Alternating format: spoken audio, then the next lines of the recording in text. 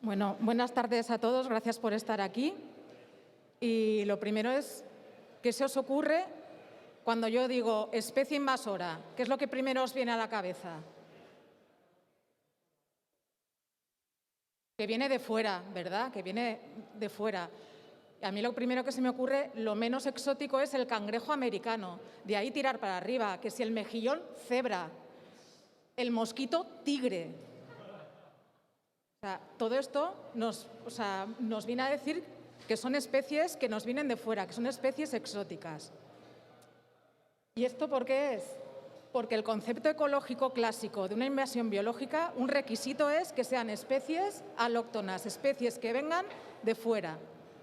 ¿Y qué pasa? Que somos nosotros los que introducimos estas especies en el medio ambiente y en el que causamos su expansión. Y además esta expansión es un crecimiento explosivo. En muy poco tiempo las especies, esta especie invasora aumenta del tamaño de su población. Lo podemos ver muy bien aquí en esta gráfica. Como el pez rojo, que es un pez exótico que viene de fuera, lo introducimos a un hábitat, pasa por una fase que se llama de naturalización, donde se establece la especie y tiene un crecimiento explosivo, donde aumenta mucho su población y desplaza a otras especies nativas, que son los pececitos azules. En la gráfica de arriba también lo vemos. Este eje de aquí horizontal es el tiempo que recurre y este eje de aquí vertical es el tamaño de la población, el número de individuos de la especie invasora. Como vemos al principio, este número es muy bajo, la especie se naturaliza y de repente en un pequeño espacio muy corto tiene un crecimiento muy rápido de su población, que es cuando empieza el proceso de invasión. ¿Y este proceso de invasión qué causa? Pues causa un impacto en el nuevo hábitat. Va a desplazar otras especies nativas, como ya hemos dicho antes, va a bajar la diversidad de ese ambiente, de ese medio ambiente, de ese ecosistema, y además se van a alterar los procesos ecológicos del ecosistema. Al cambiar la estructura y composición, se cambian los procesos del ecosistema. Aquí vemos un ejemplo, la hierba de la pampa. ¿Por qué la introdujimos? Porque es una especie ornamental muy bonita. Tiene un tamaño muy grande y además es que no hace falta cuidarla y entonces es ideal para tenerla en el jardín. ¿Qué pasa? Que también esas características le han ayudado a expandirse brutalmente por toda la costa del Cantábrico de España y por toda la costa del Mediterráneo. Entonces, aquí vemos cómo esta hierba de la pampa, que viene de Sudamérica, ya ha invadido un ecosistema mediterráneo. Entonces, ¿qué es lo que pasa? Que el concepto ecológico de invasión biológica, el consenso y el más tradicional, implica que se cumplan estas 4 características. Pero como habéis visto a lo largo del año pasado, los científicos nos gusta debatir y tenemos distintas opiniones. Y entonces, pues hay quien dice que, bueno, ¿qué pasa si la introducción no cede a la expansión humana? O si el impacto que se produce, el impacto ecológico que se produce, no produce impactos económicos visibles de buenas a primeras. O, ¿qué pasa cuando hay especies que no son exóticas, que son nativas y tienen este mismo comportamiento, que crecen explosivamente en muy poco tiempo, dominan el hábitat y causan un impacto ecológico en ese hábitat? ¿Cómo llamamos a esas especies? Pues hay gente que les llama superdominantes, otros que dicen no, son especies invasoras, da igual que sean nativas que exóticas, son especies invasoras. Y otros que dicen no, hay que diferenciarlas de las invasoras exóticas, hay que llamarlas nativas invasoras.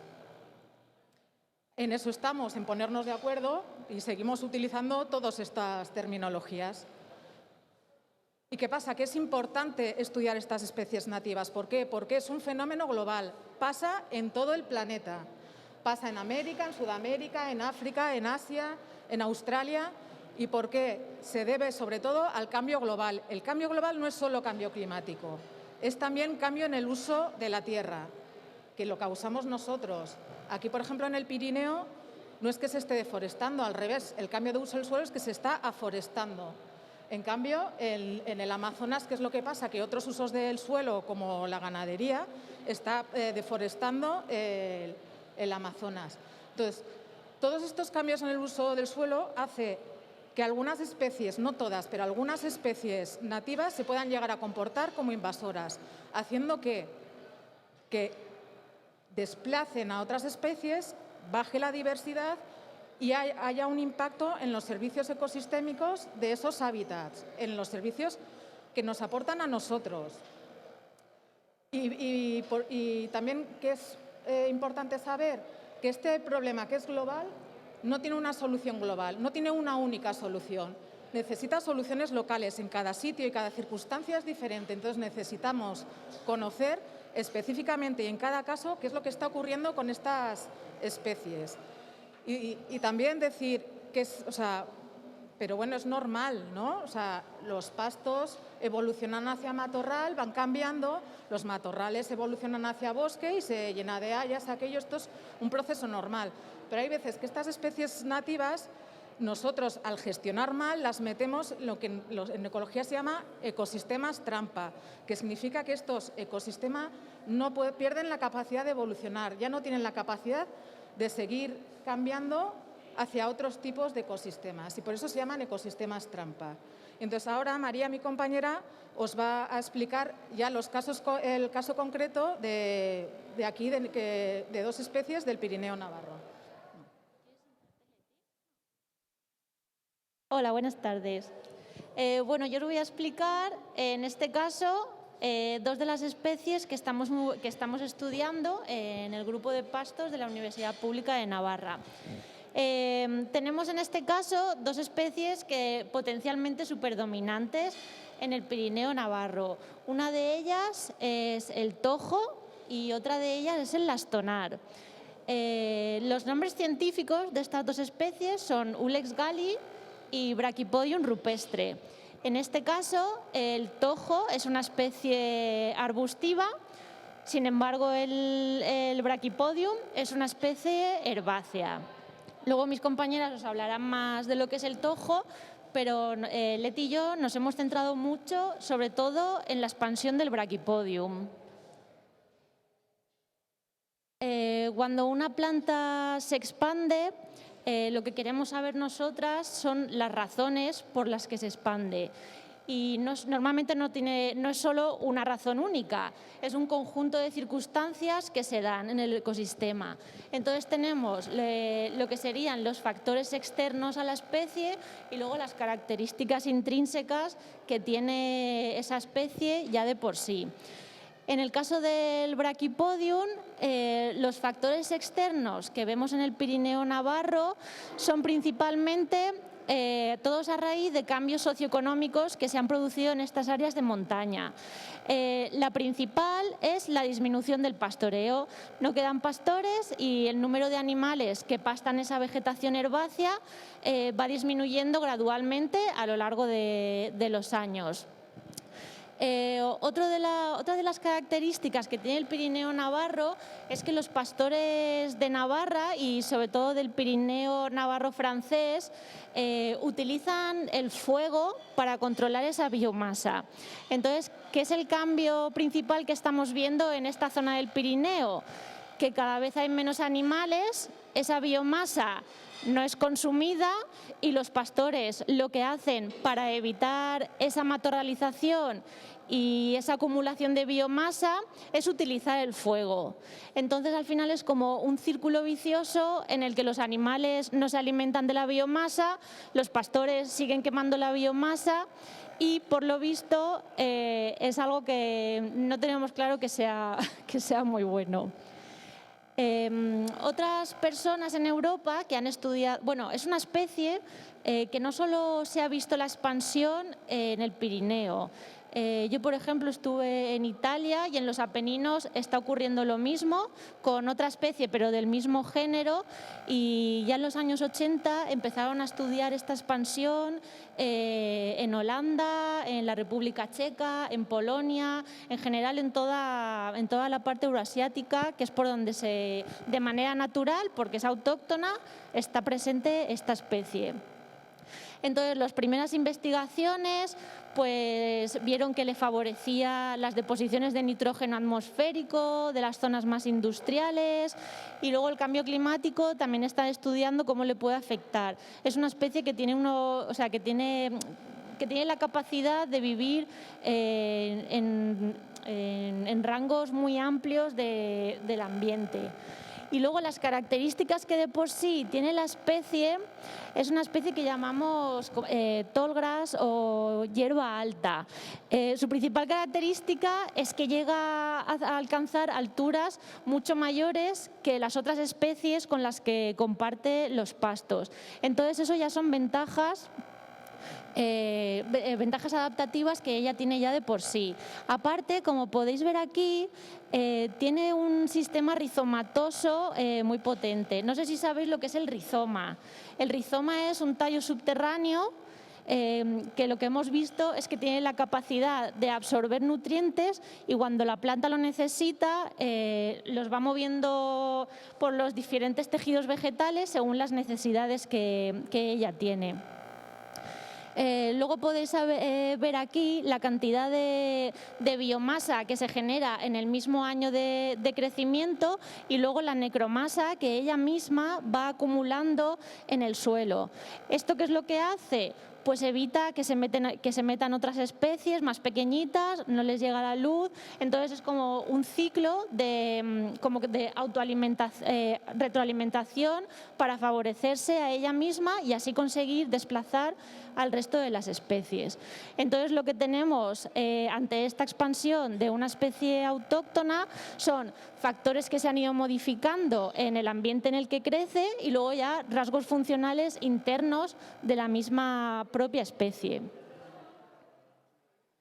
Entonces, para resumiros un poco la relación que tiene su expansión con la gestión que se hace del territorio, lo que observamos es que en áreas donde tenemos muchos animales y poco uso del fuego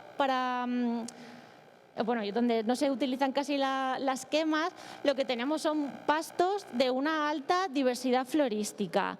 ¿Qué estamos viendo?